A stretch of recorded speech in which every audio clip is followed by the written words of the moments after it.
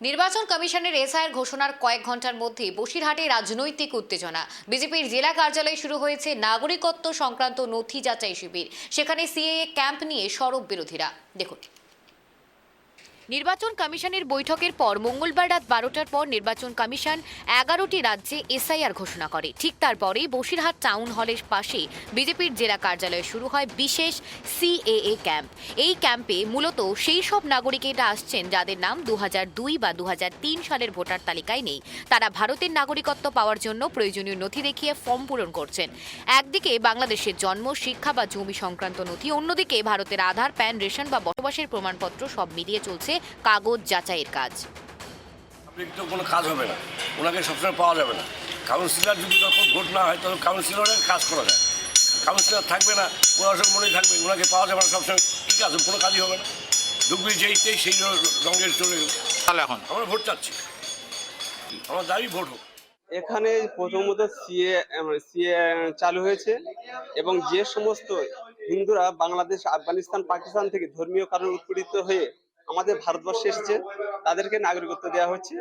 এবং আমাদের কেন্দ্রীয় সরকার পরিষ্কার বলে দিয়েছে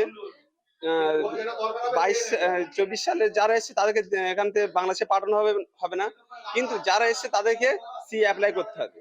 ওই জন্য সবাইকে নিয়ে এসেছি সি অ্যাপ্লাই করার জন্য। এসআইআর ঘোষণার পর বসিরহাটে সিএএ ক্যাম্পে সাধারণ নাগরিকের ভিড়ে এই নিয়ে সরব হয়েছে বিরোধী শিবির। তারা বলেন যে আমরা শুধু সেই সব মানুষের সহায়তা করছি যারা দীর্ঘদিন ধরে ভারতে বসবাস করছেন কিন্তু এখনো নাগরিকত্বের প্রমাণপত্র পাননি। এরই পাল্টা তোপ দেখেছেন শাসক শিবির। আমাদের এখানে সিএর ফর্ম ফিল আপ হচ্ছে অনলাইনে। গতকালকে এসআইআর ঘোষণা হয়েছে, যারা বাংলাদেশি উদ্বাস্তু এখানকার শরণার্থী তারা এখানে স্বতঃস্ফূর্তভাবে সিএতে অ্যাপ্লাই করতে হচ্ছে, ভারত সরকার তাদের নাগরিকত্ব দিচ্ছে। তাই এই যে সিএএ করে কি এসআইআর এর কোনো সুফল পাবে? এখন আমাদের কেন্দ্রীয় সরকার তো বলেছে যারা বাংলাদেশ থেকে এখানে এসছে তাদেরকে সিএ অ্যাপ্লাই করতে, এবার কি হবে সেটা তো সরকার বিবেচনা করবে। আমরা কি করে বলবো? আমরা অ্যাপ্লাইটা করছি।